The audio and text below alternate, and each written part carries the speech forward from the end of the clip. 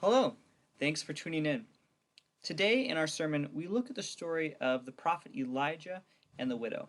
This is a story from long, long ago, before the Israelites went into exile, between the time of King Solomon and the exile.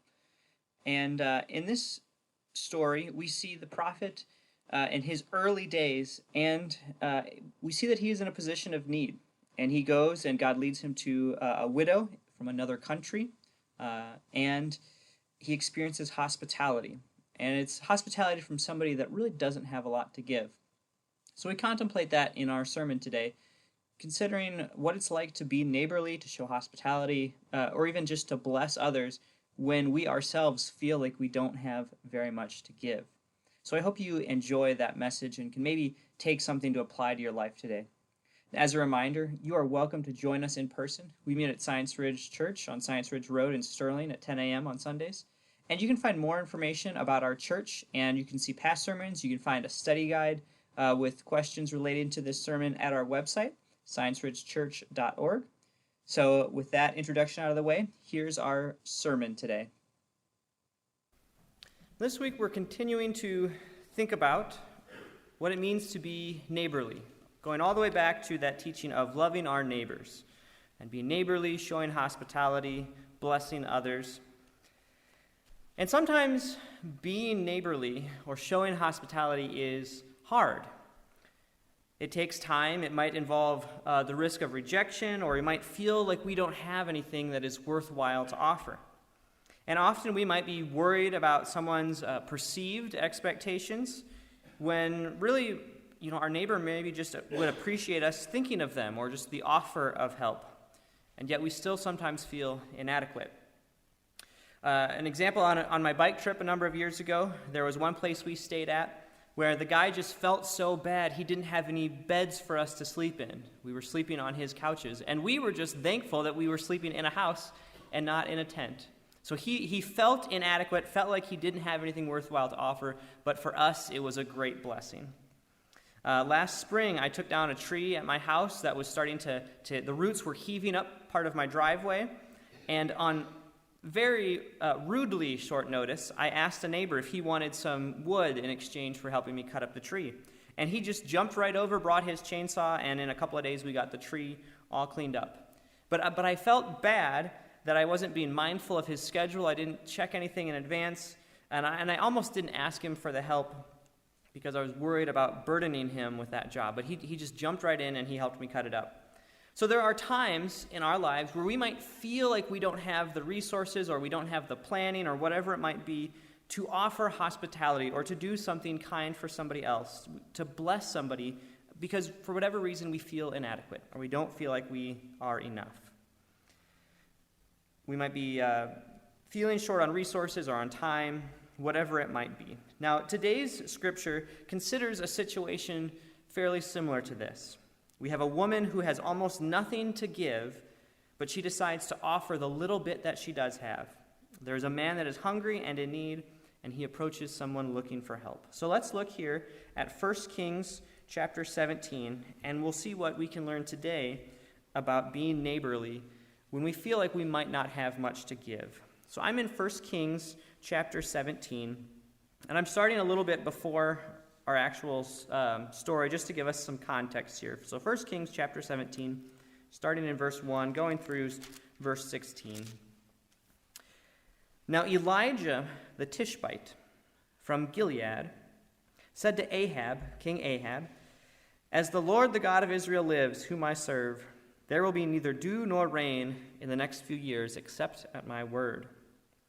Then the word of the Lord came to Elijah, "Leave here, turn eastward and hide in the ravine of Kerith, east of the Jordan.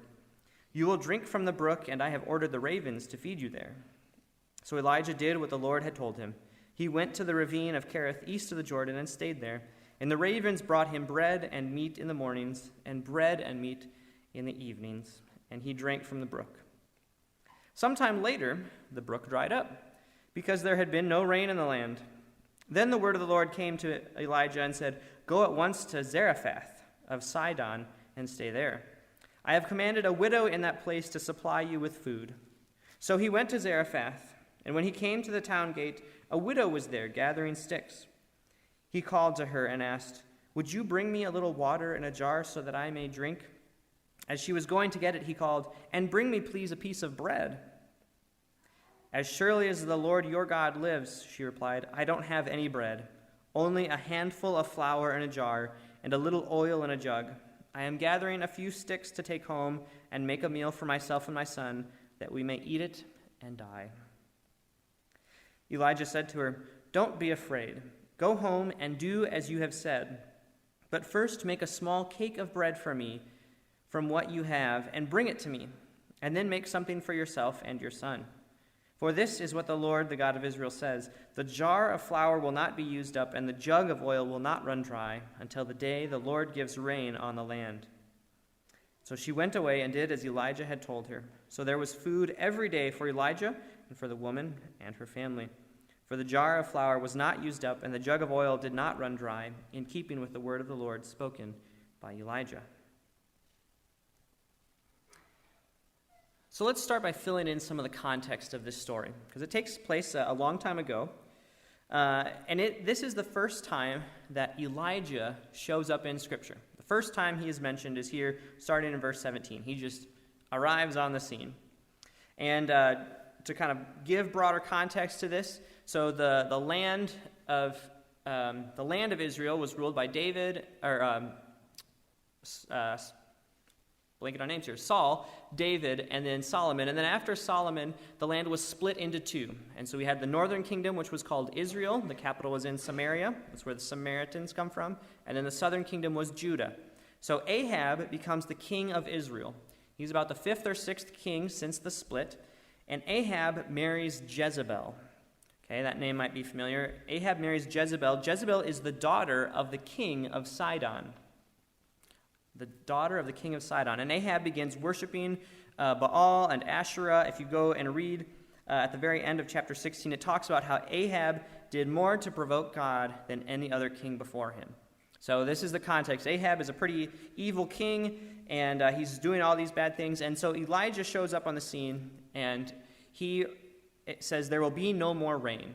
And this is in reference to Deuteronomy chapter 11, actually. Elijah is bringing forth this almost this prophecy or this promise from God from Deuteronomy that says, "Take care lest you be enticed to turn away and worship other gods and bow down before them. Then the Lord's anger will burn against you, and he will shut up the heavens so that no rain will fall on the ground and yield no produce, and then you will perish from the land the God has given you." So Elijah, in keeping with the promise from Deuteronomy, shuts up the skies so there will be no more rain. And this starts the rivalry between Elijah and Ahab. And then we have Jezebel. We have eventually the calling down of the fire to the offering, and on. You can read the story about Elijah. But after here, we're not getting that far into it, but Elijah closes the skies, and then Elijah goes into hiding. And he lives by this brook, and these ravens bring him food. There is a Jewish collection of teachings called the Midrash. And in there, that Jewish teaching, it's got a bunch of stuff that it's kind of fun, but I'm not going to bring it into the sermon this morning because it'll get us sidetracked. But an interesting thing here is that Jewish teaching is kind of like the oral, they take it more seriously than mythology, but the oral tradition that was passed down is that these ravens were actually stealing food from King Ahab's storehouse and bringing it to Elijah. That's what the Jewish Midrash suggests might have happened. So that's maybe, you can think about that in your mind. The evil king is getting what he's doing. The ravens from God are taking his food and giving it to Elijah. You can just that's extra biblical storytelling. But the point here is that God is providing for Elijah's need, and then the brook dries up, and God sends Elijah to Sidon, to Jezebel's homeland, to this widow. Now let's put ourselves in the context, or put ourselves in the shoes, I should say, of the widow for just a moment. Okay, so she is a widow. She has lost her husband one way or the other. And as a widow, she is a person that is already dependent on others. Back in those days, a widow couldn't just go and get a job any old place, like maybe today they could. But she is a person that is already dependent on the hospitality, on the generosity of others for her survival. And she has a son, but the story suggests that son is perhaps too young to care for them both. Otherwise, he would be getting a job and he could care for them. But this is perhaps a younger son. And there has been a drought. The crops have failed, food is scarce, and she has run out of food. There's only a little bit left and now there is hardly anything for herself, let alone to give to others. So if we put ourselves in the shoes of that widow, I wonder if any of us could relate to ever feeling like that. Feeling like we are helpless, we're just dependent on others to get us through the day, we're maybe running on empty. Maybe it's been a while since we've been grocery shopping and we're down to our last slice of bread. Maybe we're on our last straw. Maybe we've got our last little few moments that we have to ourselves. We're just running on empty and barely having enough for ourselves. And then, for this widow, a strange guy walks up and asks for the last thing that she has. Now, maybe for us it's not a strange guy. Maybe for us we're just on our last wit's end and our spouse walks up and wants the last little bit that we have. Whatever it might be, you maybe perhaps have felt at the end of your rope. And we know that God said to Elijah that he was commanding the widow to feed him, but we wonder if the widow knew that God had chosen her, or did he just go and show up and she wasn't in on the plan? We don't know, but we do know that God was about to work in both of their lives. And this is perhaps the first application point we could take away from this, is that sometimes our hospitality or our neighborly actions might be God's way of working in someone else's life. That our hospitality, our blessing of others, might be God doing something greater in someone else's life. So this week on the radio, I heard a story about a man who was going through a really rough patch in life. And he didn't go into all the details, but it was a rough patch. And he was in the city walking or standing near the sidewalk, and he felt the breeze of a bus go by him. And in that moment, he thought, maybe if the next bus comes by, I'll just step out into it and just end it all. That was the mindset that he was in. And as he's kind of waiting there, kind of keeping an eye out for another bus, he looks up, and there is a woman standing there who looks him directly in the eyes and gives him a bright, big, beaming smile. One of those smiles and the eye contact that just reached into his soul and completely changed his attitude and outlook on life. And now he said he's a minister. God was working in his life through the kindness of another person. Now, whether we offer somebody a smile or we offer them a ride, a card in the mail, a compliment, invite them over for supper, we pay for somebody behind us in line, whatever it might be, whether it's persistently or consistently praying for somebody, our actions might be God using us without us even knowing it. That little act of blessing in somebody's life might have a bigger, more profound effect than we might be aware. In this story, both Elijah and the widow have needs. Elijah needed food, a place to stay, and the woman needed security. Not only food, but the assurance that there would be food tomorrow, enough for her and her family. And God brought them together, the woman with her generosity and Elijah with his gift of miracles. They each had their needs provided for. They were each a part of God's plan for each other's life. Another story that came to mind as I was thinking about this is the story of Ananias helping Paul, or Saul, in that time. Saul was out there persecuting Christians, and he encountered Jesus on the road to Damascus and was struck blind, and he was terrorizing them. And God said to Saul, or who would become Paul, "Go into the city and you will be told what to do." That's the only direction that God gave him.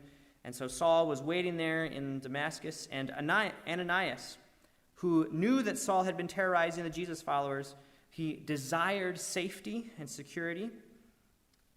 God called on him and led them together, and they both had their needs met. Ananias had his need and desire for security met, and Paul or Saul had his need and desire for sight returned to him.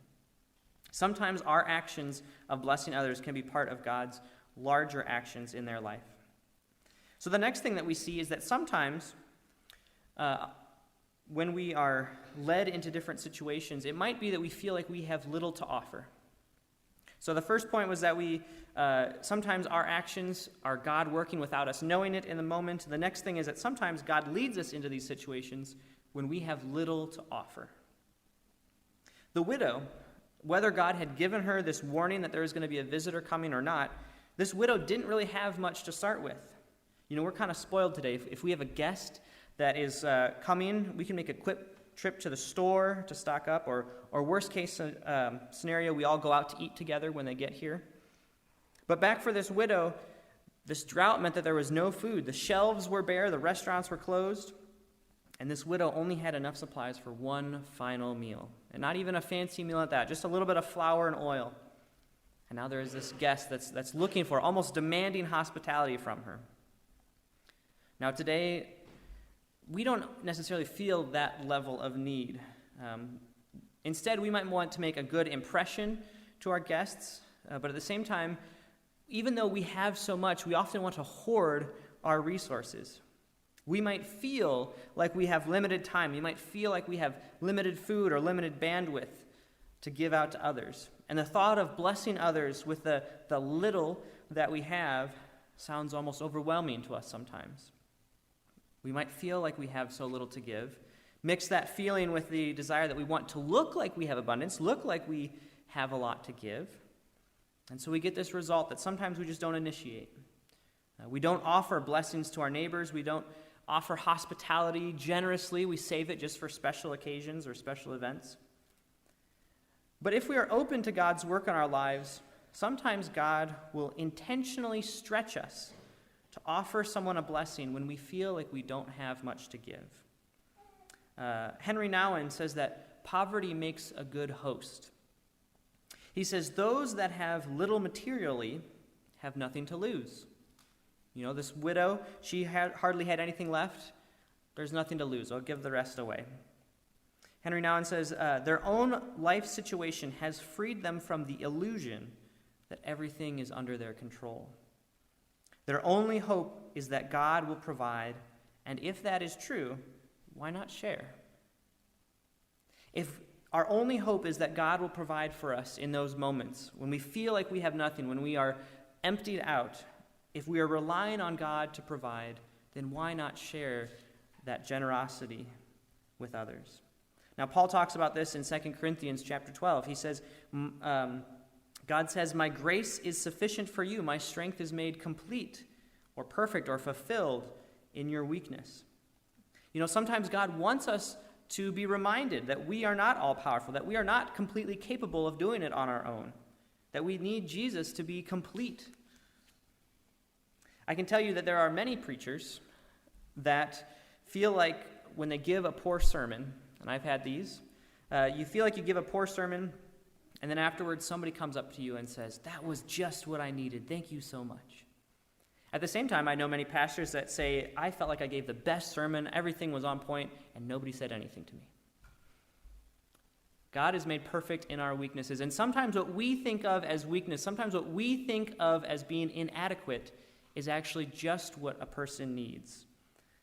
Leah and I have had people stay at our house, and we're chatting, and soon the evening disappears, and we haven't had supper, and suddenly, oh no, it's late, we're tired, and we're getting ready to make supper when the guest says, you know, I am just really craving some cereal for a bedtime snack. That's all I want.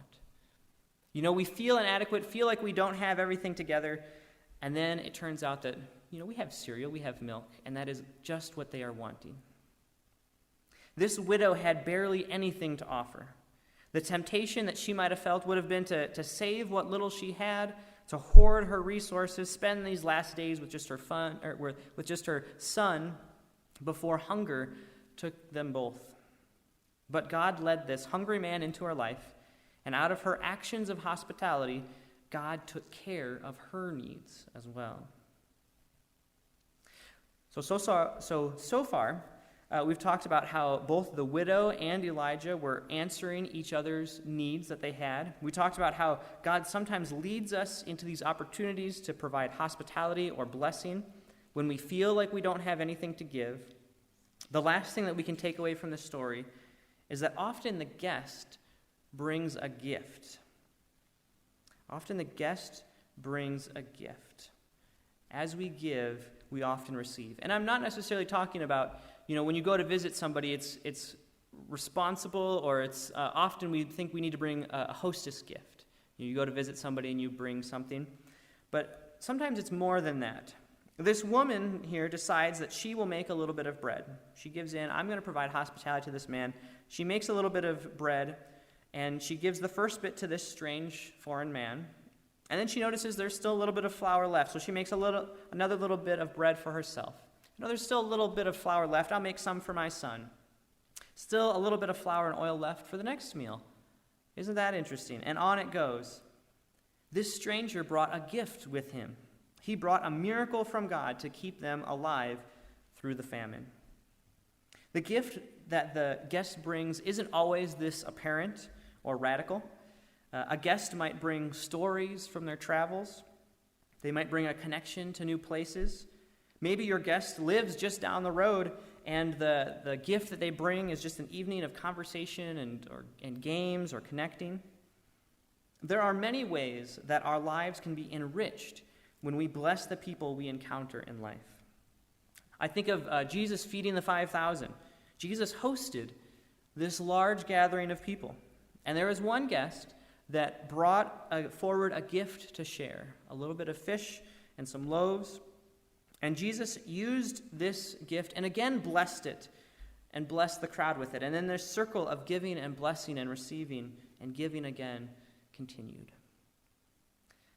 Now, I do need to say that sometimes the gift that a guest brings is not always a pleasant gift. Michelle Hirschberger tells a story about a stranger that came into Miami Church of the Brethren congregation one morning. And this stranger did not bring a very pleasant gift. He ended up killing the preacher and stabbed the preacher's 24-year-old daughter. It was not a very good gift at all. And as time went on, the police found the man that did this and arrested him. But the church decided they were going to keep their doors open to that neighborhood. And Suzanne, the daughter who was stabbed, and the church got together and they worked to write letters to the judge and to the different officials because this man was going to be sentenced to death. He was up for the death penalty in the trials. And as a Church of the Brethren congregation, they believe that that's not something that Jesus taught. And so they wrote letters and worked for over 10 years through 3 different trials, and many times they testifying in court themselves about that day. And after their work, the killer was sentenced to 3 life sentences instead of the death penalty. And at that final hearing, Suzanne, who was the daughter that was stabbed, addressed the court, and her father was the one that was killed. Suzanne addressed the court with tears in her eyes, thanked the jury for giving this man an opportunity at life. Suzanne's heart and her conviction that the church's, Suzanne's heart and conviction and the church's heart and conviction was that all life had value. And that conviction touched countless people's lives. It challenged others to think about what justice means. It challenged people to think about if retribution could really bring peace. It challenged people to think about what is forgiveness and what does the possibility of a transformed life look like? What does it mean to be obedient to the teaching that anyone can find hope and deliverance in Jesus if given enough time? It challenged people to think about what it means to love our enemies as God commanded us. Now, this particular gift that this stranger brought was not a gift that God would have wanted. God did not desire that for the church. But in the brokenness of our humanity, God worked to take that bad gift, that awful, evil gift, and turn it around to provide hope and healing for those that were attacked, and a greater teaching and a perspective to the greater world. Now, chances are the guest that you might have is probably not going to try to kill you. I really hope if you have a guest at your house, they're not going to try to kill you. Hopefully they will bless you and give you gratitude and joy as you offer hospitality. But the point I want to make is that the gift that the guest brings won't always be apparent. They might not come with flowers or a side dish for the meal, and they might not multiply your food for you, and perhaps they might not fill your house with laughter. There might be awkward silences depending on the guest that you have. Your good works might go unnoticed, whatever that might be. But you might leave after that encounter. You might leave noticing that the world is a little bit different. You might have a different perspective, seeing the world through somebody else's eyes. Maybe you won't take yourself so seriously when you're blessing somebody else or offering hospitality. Maybe you'll lose a little bit of the fear that you have about engaging with others. Maybe even after an act of blessing, you won't feel such a burden the next time an opportunity comes up. There are many small ways that a guest can bring some sort of a gift to the host. Now, as we contemplate the story of Elijah and the widow, we are reminded that God is at work in everyone's life in different ways. And perhaps our act of kindness for a neighbor or an act of kindness for a stranger might be part of an answered prayer or part of God working in their life. Even something as simple as giving a big smile to someone who's having a hard day can be God working in their life.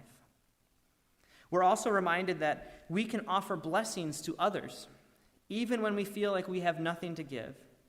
Everything we have is ultimately a gift from God. And as we pass on God's gifts to help others, they can be used by God, perhaps even multiplied in some way. And in the end, they will have perhaps a larger effect than we might anticipate.